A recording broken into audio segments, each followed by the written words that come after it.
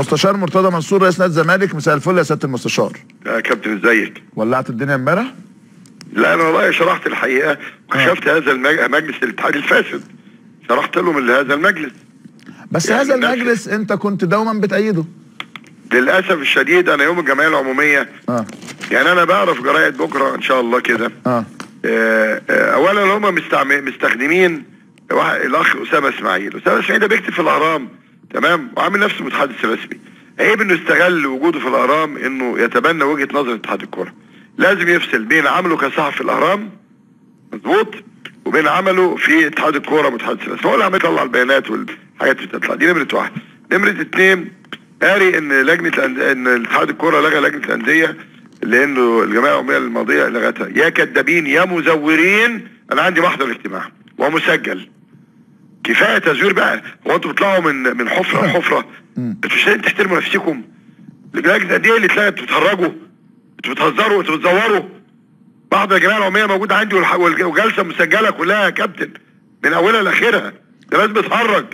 هي لجنه الانديه دي بتاعت باباك وبتاعت مامتك. طيب. دي في اللائحه. طيب لجنه الانديه لم يتم الغائها، لكن اين هي لجنه الانديه؟ اقول لك هو بقى بيني وبينك بقى 3 4 انديه.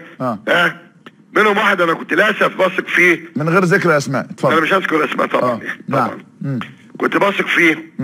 في اول اجتماع اتحجج، قال احنا عندنا مش عارف عندي ايه وعندي ايه وعندي ايه، واخد بالك، وراح ايه بعد كل الناس اتفقوا احنا نتقابل، طلع هم متفقين معاه انه بيوظف للاسف يعني. فمش مشكله يعني.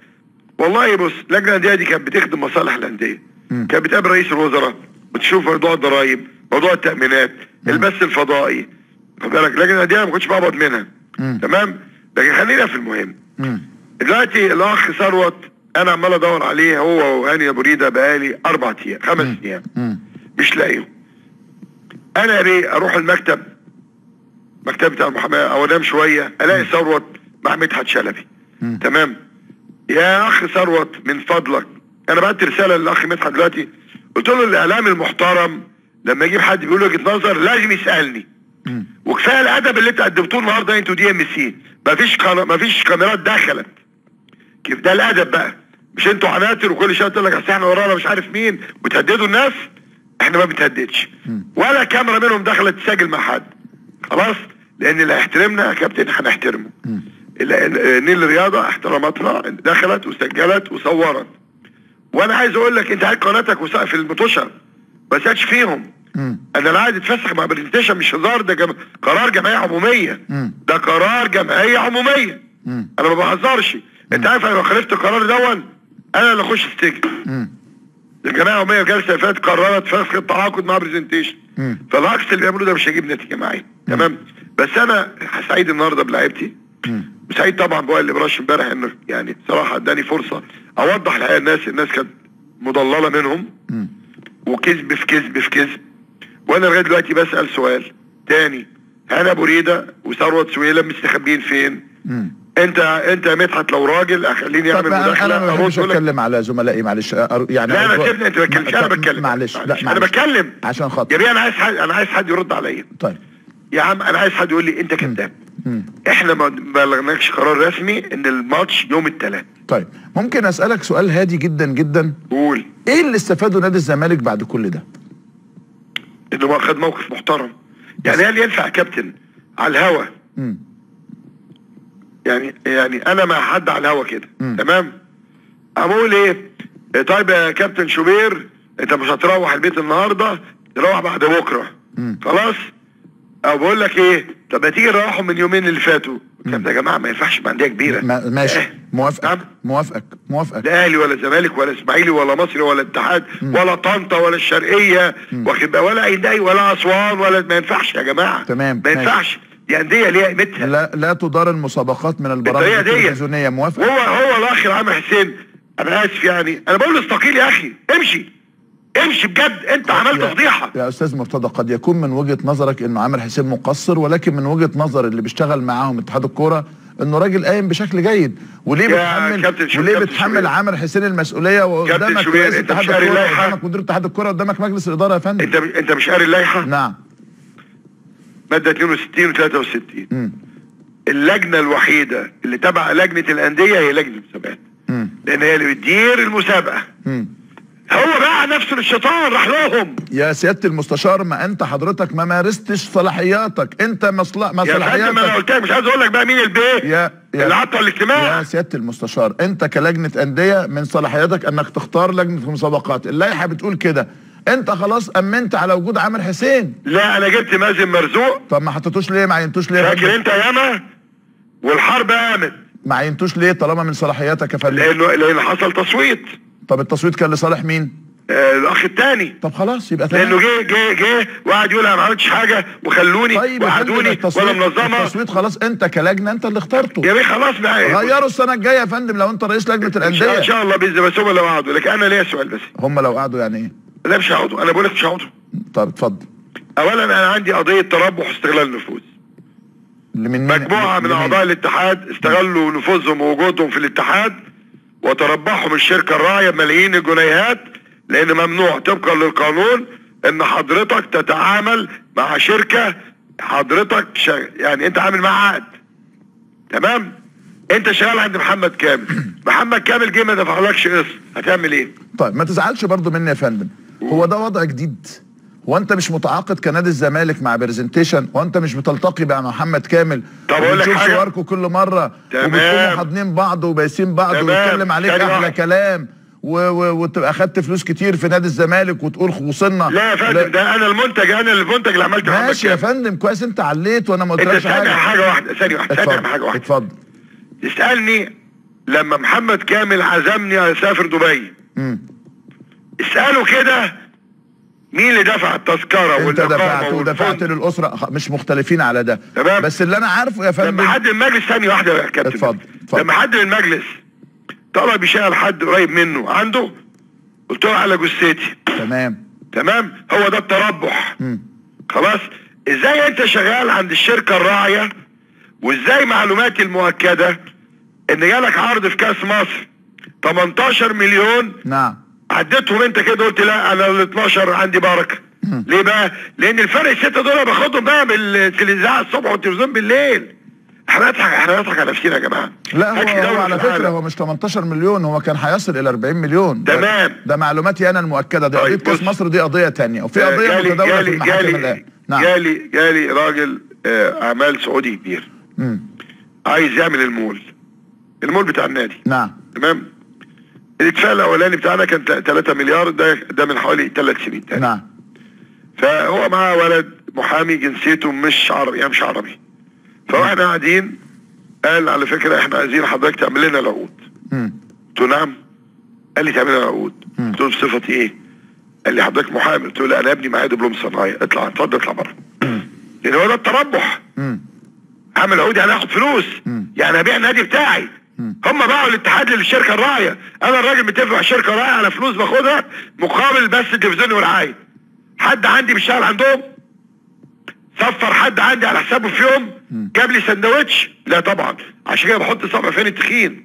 انما لما يكونوا شغالين الصبح في الاذاعه وبالليل في التلفزيون، تمام، ملايين الملايين، هو ده الفرق يا بيه. ده تربح، ده في القانون بيسموه تربح. حضرتك لو لم تحدث ازمه مصر المقاصه مع نادي الزمالك ما كناش سمعنا هذا الكلام من المستشار. لا على فكره. نعم. لا يا فندم. انا قلت الكلام ده قبل كده 100 مره. قلت لهم انتوا شغالين عند محمد كامل. انا اسف، انتوا شغالين خدامين عند محمد كامل. لا انا قلت مش اول مره، لكن انا هعمل بلاغ بقى، هنعمل بلاغ للنيابه وتحقق. حضرتك بتاخد كام؟ حضرتك بتاخد كام؟ وبعدين هل يعقل ناس بتتمحك في الفيفا والتدخل الحكومي يطلعوا في كل البرامج يقول لك الشرطه المظلومه اللي ما طلبتش ويجيبوا جوابات، واخد بالك ان الشرطه قالت الماتش يوم 4 لا 5 6؟ طب ما ده تدخل حكومي. ده هو ده قمه التدخل الحكومي يا اغبياء. تمام. يبقى ما تكلمنيش بقى عن الفيفا وان حكم المحكمه اللي طلع بره. وبص كابتن احمد، انا راجل قانون والفت كتاب في القانون موسوعه جنائيه وانا عندي 24 سنه. الناس دي وجودها اصلا باطل. بقول تاني، واي عايز حد قانون يطلع يكذبني. القانون واضح، قانون مجلس الدوله الماده 50 بيكون مجلس الدوله واضحه. الحكم الصادر من محكمه القضاء الاداري واجب النفاذ فورا الا اذا امرت دائره فحص الطعون بايقافه باجماع الاراء. الماده 50. لا في اشكال بيوقف، ده مش ده القضاء العادي. ولا التمهيج ولا الكلام ده كله. هل ينفع ان واحد من عندهم يقول لك احنا يوم 24 23/4 هروح نرد القاضي في الكلام ده؟ ده اتحاد يا جماعه، ده اتحاد، ده هزار. طب هم هيردوا القاضي هتقعد قد ايه قدام المحكمه يا فندم بعد رد القاضي؟ هو كسب للوقت مش كده؟ يا فندم هو الاشكال ده اصلا مفيش ايوه كويس، في النهايه ما قالوا الى الرفض. يا فندم الاشكال لا يوقف التنفيذ. خلاص يا استاذ مرتضى، لكنه دلوقتي تم ايقاف. يعني ايه لا يوقف التنفيذ؟ يعني هذا الحكم واجب النفاذ. يعني احنا عملنا دلوقتي انذار رايح بكره كل البنوك. انت عملت انذار؟ اتعامل مع هذا الاتحاد المحل مدير هيخش السجن. انت عملت انذار؟ رايح بكره الصبح كل البنوك. بصفتك رئيس الزمالك ولا بصفتك محامي ولا بصفتي رئيس نادي الزمالك، وبتعامل مع هذا الاتحاد. تمام، وبياخد مني فلوس 15%. طب هذا الاتحاد اللي حضرتك اصطحبت رئيسه بعد الجلسه مع السيد وزير الشباب والرياضه ودخل نادي الزمالك وكنت في حاله من السعاده، وبناء على هذه الزياره حضرتك المجلس تاني او جمعيه عموميه تاني قالت الزمالك يعود الى الدوري العام. اسالك سؤال؟ اتفضل. انا بريد على المستوى الشخصي من صاحبك زي ما هو صاحبي. طبعا، بس احنا الكلام ما فيهوش صحوبيه بقى. ده شغل قانون. انت ما خدتوش عشان صاحبك يا فندم نادي الزمالك. نعم. انت خدته بصفته رئيس اتحاد الكوره نادي الزمالك. يا فندم خلاص، دي الصداقه حاجه تاني، الصداقه حاجه، كلامي واضح. يعني انا لو اخويا انا يا اخي انا وقفت ابن اختي 6 اشهر في النادي، ما عنديش هزار. انا في الحاجات دي ما عنديش فيها هزار. انا اريد صاحبي وصديقي واخويا، وصار زي ما هو صاحبك، وثروت سويلم نفس القصه. تمام، انما انت دخلت في معركه خسرانه. انت داخل في معركه مش بتاعتك. انت اللي داخل في معركه خسرانه ولا هو يا فندم؟ يا فندم ستثبت الايام. ايوه ان هذا الاتحاد دمر نفسي بنفسه انه دخل معايا المعركه دي. طيب اذا انت اللي خسرت المعركه في الاخر هتعمل ايه؟ ولا هعمل حاجه. مش هتستقيل؟ هجيب خرزانه. طيب ايه قصه المراهنات؟ بص يا فندم، اكتب ورايا كده اهو. شركه سيسل الايطاليه للمراهنات. تمام. www نقطة SISAL نقطة IT. اي ايه؟ IT. ماشي. خد شرطة www. طب انا بتكلم انجليزي كويس اهو. اتفضل. ايه طبعا نقطة AAMS نقطة GOV نقطة IT. تمام. لما هتدخل انا عايز حد عندك يخش عليها دلوقتي على طول. بص يا بيه، خليك معايا بقى ثانية واحدة كده. بسم الله الرحمن الرحيم. طبعا انا كنت في مدرسة الايمان القبطية في شبرا. انا كنت في مدرسة الامباب الابتدائية في طنطا. يعني ما كانش فيها انجليزي. بس انت انا ربنا يكون في عونك من الورق اللي انت عمال تشير ده. انت شايل ورق يجي 55 طن دلوقتي. مش كده؟ بص يا سيدي، الشركة دي لما تخش عليها اسمها مراهنات الشيطان. مراهنات ايه؟ الشيطان. تمام. بص يا فندم، صفحة، خش بقى على الموقع نفسه هتلاقي اهو. تاني صفحة على الشمال، تاريخ النهاردة، نادي الزمالك ونادي طلائع الجيش. تمام. داخل مراهنة. الأثر منع القمار والمراهنات. هذه فضيحة. عملوا امتى العقد؟ العقد معمول 6 سبتمبر 2016. لا استنى بقى، لان انا كان عندي رد هيتحض لك كل اللي انت بتقوله ده. مين اللي عمل عقد؟ اي حد بره عايز يعمل مراهنات على الدوري المصري ما يعمل، انا مالي وماله. شركه في المانيا، شركه في ايطاليا، شركه في اسبانيا، ماليش شأن بيها. مين اللي عمل عقد يا فندم؟ لا مش هقول لك، انت خش هتعرف مين. لا بكلمك جد. لا وانا بكلمك جد. 3 من حبايبك في اتحاد الكوره. لا اقسم بالله اللي انا بقوله ده موضوع خطير جدا يا بيه. ما انا بقول لك موضوع خطير، دي فضيحه. لا لو في عقد مع شركه المراهنات دي اي طبعا احنا بنتكلم. يا بيه بقول لك اهو العقد يا بيه يوم الثلاثاء 6 سبتمبر 2016. 6/9/2016. 6/9/2016 عقد مع شركه المراهنات دي يا فندم.